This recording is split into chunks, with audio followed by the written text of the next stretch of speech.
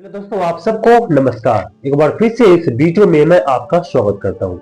ये वीडियो आपके आंखें खोल देगा, इसलिए इस पूरा वीडियो को आप शुरू से अंत तक आप जरूर देखें। दोस्तों, कहा जाता है शास्त्रों के अनुसार जो महाकुंभ का जो मेला है 144 साल बाद लगता है, और ये जो 2025 में जो महाकुंभ लगा था ये भी 144 साल बाद लगा था। और आने वाले जो महाकुंभ है, जो आने वाले साल में जो महाकुंभ लगने वाले हैं वो 2169 ईस्वी में लगने वाला है जो महाकुंभ होगा। और शास्त्रों के अनुसार यह भी कहा जाता है कि जो कोई महाकुंभ में जाकर के स्नान करता है उसका सारा पाप उस पानी के द्वारा धुल जाता है और उसका अंदर वो उसका हृदय साफ हो जाता है। लेकिन आज जो घटना आज मैं आपको बतलाने वाला हूँ, और ये महाशय महाकुंभ में अपने पाप को धोने के लिए नहीं गया था, अपने पाप को वो करने के लिए गया था। ये घटना जो आज मैं आपको सुनाने जा रहा हूँ, ये सच्ची घटना है। ये उत्तर प्रदेश के मोहम्मदपुर का घटना है। ये घटना आपकी आंखें खोल देगा, और ऐसी लोग, ऐसे आदमी, ऐसे परिवार हमारे समाज को दूषित करता है। ऐसे लोगों को हमारे समाज में रहने का कोई अधिकार नहीं है, जो हमारे समाज में गंदा छाप छोड़ता है, हमारे समाज को गंदा रास्ता दिखाता है।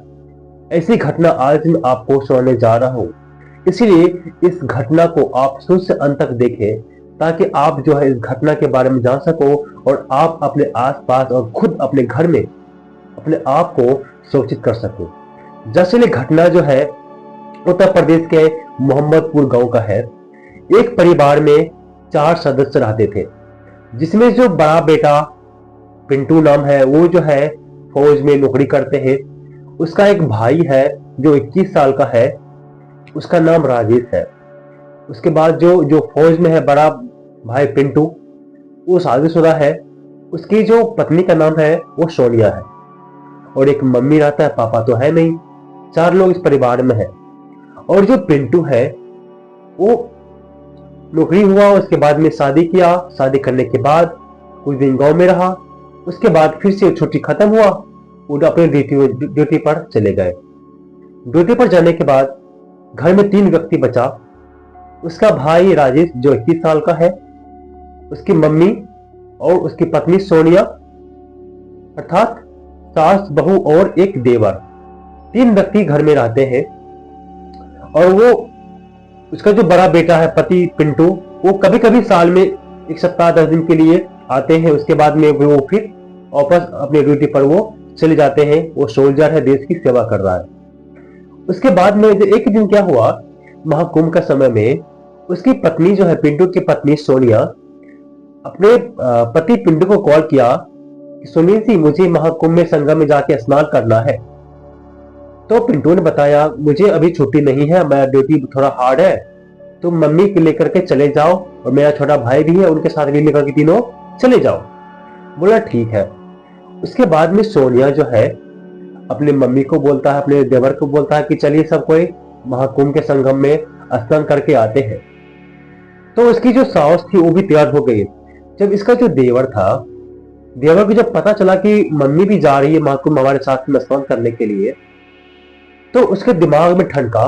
उसके बाद में वो उसका जो देवर था भाभी को बोली, भाभी क्या आप मम्मी को ले जाएंगे, बूढ़ी है, अभी भीड़ भी बहुत ज्यादा लग रहा है, और आजकल जो है बहुत दुर्घटना भी हो रही है, अभी मम्मी को लेकर नहीं जाएंगे, हम लोग घूम के आते हैं, थोड़ा दिन के बाद जब भीड़ कम हो जाएगा तब हम मम्मी को लेकर के चले जाएंगे। थोड़ा देर तक बात होता है। उसके बाद में राजेश बोला ठीक है मम्मी, आप वहीं रह जाओ, हम और भाभी जाते हैं, हम दोनों स्नान करके आते हैं, उसके बाद में फिर जब भीड़ कम हो जाएगा तो फिर मैं आपको लेकर के हम चलेंगे। बोले ठीक है, जब इतने तुम दोनों बोल ही रहे हो तो तुम ही दोनों चले जाओ, मैं घर पर रुक जाता हूं। उसके बाद में राजेश और उसकी भाभी सोनिया दोनों जाने के लिए तैयार हुआ। दोनों कपड़ा पैकिंग किया। और ये राजेश के बारे में आपको बता दूं, जो राजेश है इसके अपने भाभी को पहले से लाइक करता था। अपने भाभी के प्रति इसका जो रवैया था थोड़ा अलग था। थोड़ा मजाकिया टाइप का था और थोड़ा अलग अपने शायद ये क्या बोलेंगे, ये हद से बाहर जाने वाली रवैया था इसका। अपनी भाभी को ये पसंद करता था, उसकी हर एक जरूरतों को वो पूरा करता था, जो भी सामान घर में कमी घटा, क्योंकि इसका बड़े भाई तो घर में रहता नहीं था, सिर्फ जो भी था लड़का में यही था, उसका देवर ही था, राजेश ही था। तो अपने मम्मी को ये बहाना मारा करके बोल करके घर में छोड़ दिया। उसके बाद में भाभी और देवर अर्थात पिंटू और सोनिया, पिंटू नहीं, राजेश और सोनिया दोनों अपना कपड़े को पैक करते हैं और ये दोनों जो है मुगल सराय आते हैं। मुगल सराय आने के बाद प्रयागराज के लिए उसने ट्रेन पकड़ा। ट्रेन पकड़ने के बाद सीधा वो प्रयागराज से सीधे महाकुंभ में पहुंच गया। वहां जाने के बाद जो है दोनों भाभी और देवर अर्थात सोनिया और राजेश महाकुंभ के प्रयागराज में वो संगम पे क्या करता है, वो स्नान करता है और बहुत घूमता है, इधर उधर जाता है। घूमने के बाद जब रात का समय आया तो फिर इसको रहने की जगह भी ढूंढना था। वहां जगह सराय में कहीं पर भी नहीं था, तो इसने एक होटल बुक करना चाहा, तो गया और एक होटल बुक को किया। तो इसकी भाभी जी थी सोनिया, उन्होंने कहा देवर जी 2 कमरा को बुक कीजिएगा, एक में आप रहिएगा, एक में हम रहेंगे। लेकिन इसका जो देवर था राजेश, उसने कहा भाभी क्या खर्चा कीजिएगा, जो पैसा बचेगा कल हम लोग फिर से वो घूमेंगे, हम लोग एक ही रूम में ले लेते हैं, हम लोग एडजस्ट करके, आप पलंग में सो जाना, मैं नीचे में सो जाऊंगा, एक ही रूम में हम लोग एडजस्ट कर लेंगे। तो फिर वो उसकी भाभी की सोनिया नहीं मान रही थी, लेकिन फिर भी जब देवर ने रिक्वेस्ट किया, बहुत बोला, तो मान गया एक रूम लेने के लिए। तो राजेश जो है एक रूम को बुक करता है, बुक किया और दोनों आया, दिन भर का थका हुआ था, आया कपड़े को चेंज किया, उसके बाद में होटल से खाना मंगाया, देवर ने मंगाया, उसके बाद में खाना दोनों खाया, अच्छे से खाना खाया और आराम करने बैठा। दोनों कुछ देर अपना अपना मोबाइल फोन को चलाता है। उसके बाद जो है सोनिया जो है अपने पति से 1 घंटा तक उसने बातें किया, सब कुछ बताया कि मैं किस तरह से घूमूं, कहाँ गई हूँ, क्या खाया, सारे जो बातचीत होता है पति पत्नी के बीच में, अच्छे से बातचीत उसने किया। लगभग 1.5 घंटे बात करने के बाद जो है इन लोग को थका हुआ था, नींद भी आ रहा था, तो उसके बाद फिर इसको उठ के जाना भी था, तो फोन को रख दिया। उसके बाद में देवर नीचे में बिछावन लगाया, वहां बैठा हुआ था। जैसे ही भाभी ने फोन को रखा भैया का, वैसे ही जो है ये राजेश जो है अपनी भाभी के पलंग पर जाकर के बैठ गया और दोनों ऐसी हंसी मजाक से वो बातचीत करने लगा।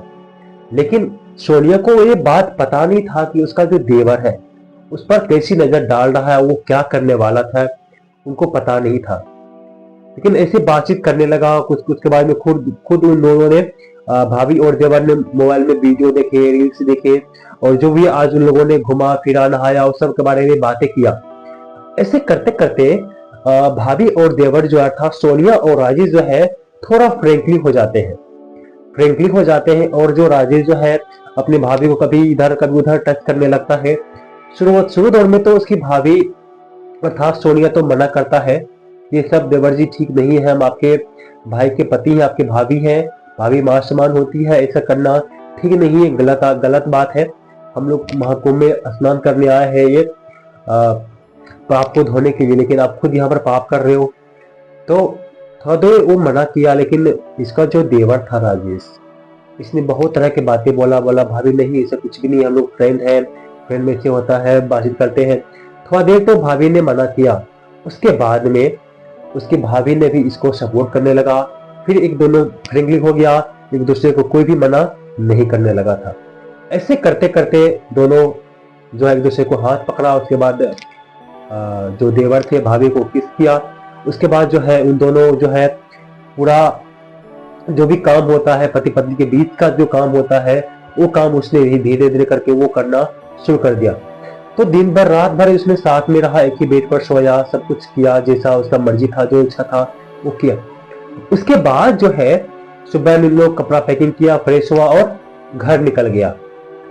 घर निकलने के बाद इन लोग जो भी प्रयागराज में इन लोगों ने किया, वहां कुंभ के मेले में होटल में जो लोग किया, इन लोगों से इन करने के बाद जो है दोनों बहुत खुश थे, एक दूसरे को देख करके एक दूसरे से बहुत इम्प्रेस थे, खुश थे। तो घर गया।